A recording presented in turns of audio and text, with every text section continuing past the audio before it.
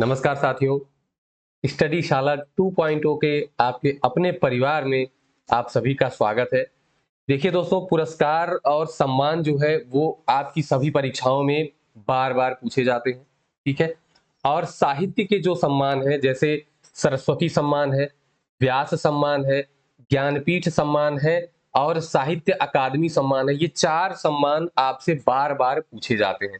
ठीक है। तो एक एक करके मैं आपको सारे ये चारों सम्मान बहुत अच्छे से तैयार कराने वाला हूं। आज बारी है सरस्वती सम्मान की।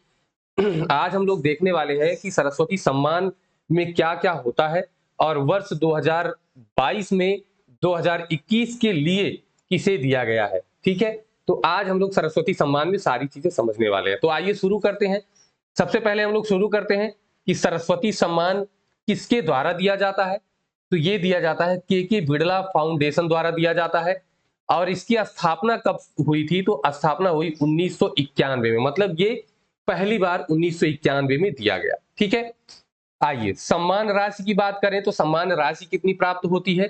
तो 15 लाख रुपए सम्मान राशि दी जाती है।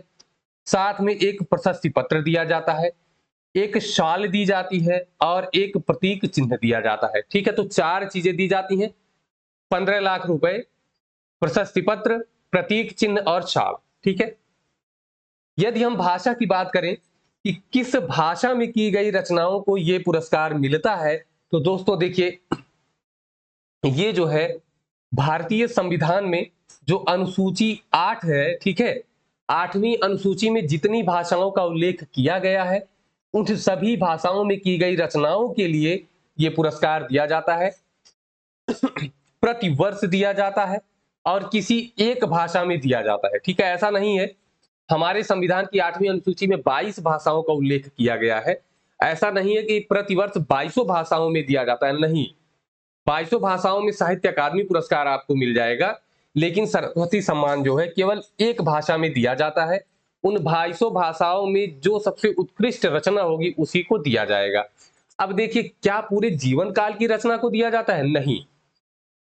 जिस वर्ष ये पुरस्कार दिया जाएगा उसके 10 वर्ष पहले की अवधि तक की रचना होनी चाहिए।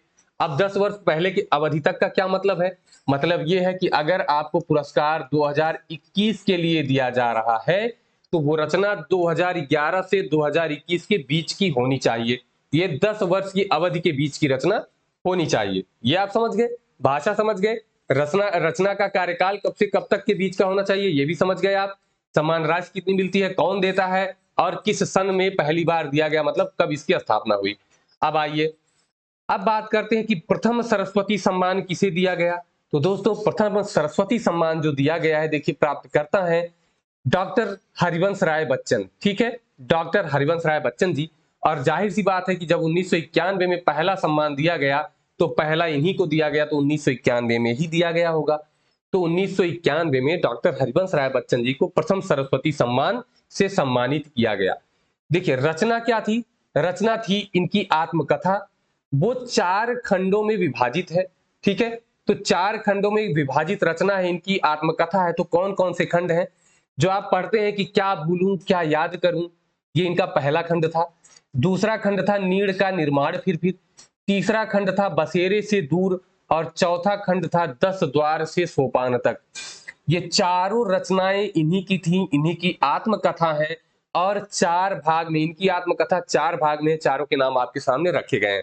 आपसे पूछता है कि किस खंड के लिए, तो आप खंड में, अगर आपको ऑप्शन में ये मिलता है चौथा वाला, तो आप चौथा वाला खंड लगा देंगे। ठीक है।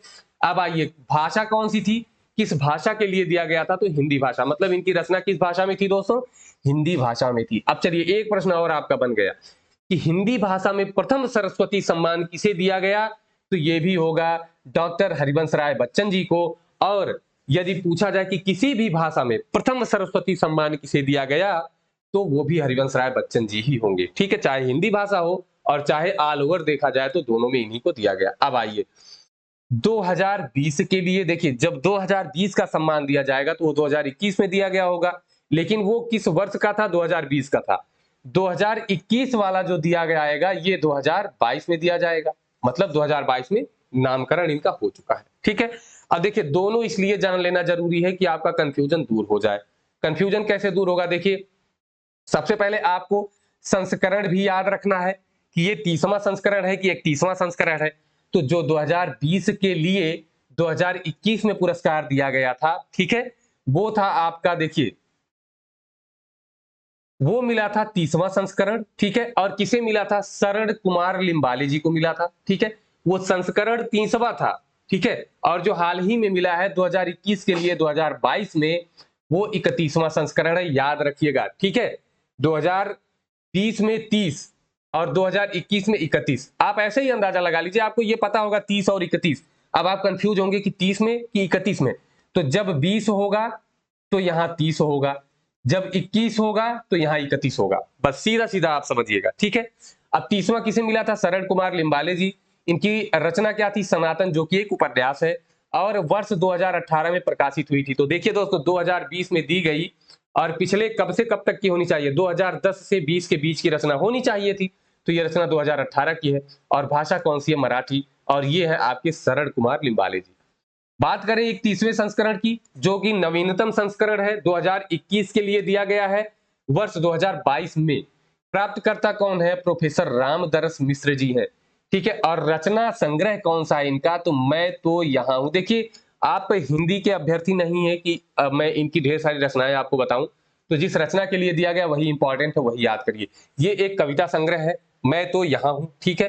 प्रकाशन वर्ष 2015, फिर से आप देख सकते हैं, 2011 से 2021 के बीच की रचना है। भाषा कौन सी है? हिंदी। ये भी एक बहुत महत्वपूर्ण चीज है दोस्तों कि हिंदी भाषा के लिए दिया गया है। और इससे भी महत्वपूर्ण चीज ये है कि ये गोरखपुर के रहने वाले हैं। तो उत्तर प्रदेश की परीक्षाओं के लिए बेहद इंपॉर्टेंट हो जाता है कि ये प्रोफेसर रामदरस मिश्र कहाँ के रहने वाले थे दोस्तों, ये भी आपसे पूछा जा सकता है। तो गोरखपुर के रहने वाले थे, ठीक है। तो आपको याद हो जाना चाहिए। संस्करण जोड़ सकते हैं आप, 21, 31, 20, 30, ठीक है। ये संस्करण आप जोड़ लीजिए। आपको ये भी पता होना चाहिए कि ये 2022 में तो दिया गया लेकिन 2021 का है, ठीक है। अब कौन है, किनको मिला, ये सारी चीजें आपके समझ में आ गई। तो दोस्तों, ये क्लास आपको कैसी लगी आप कमेंट बॉक्स में जाकर जरूर बताइएगा। और एक लाइक, अगर आपको ये क्लास पसंद आई होगी तो जरूर एक लाइक करते हुए जाइएगा। तो चलिए दोस्तों, फिर मिलेंगे ऐसी ही एक शॉर्ट और अच्छी वीडियो के साथ। तब तक के लिए धन्यवाद, नमस्कार, जय हिंद।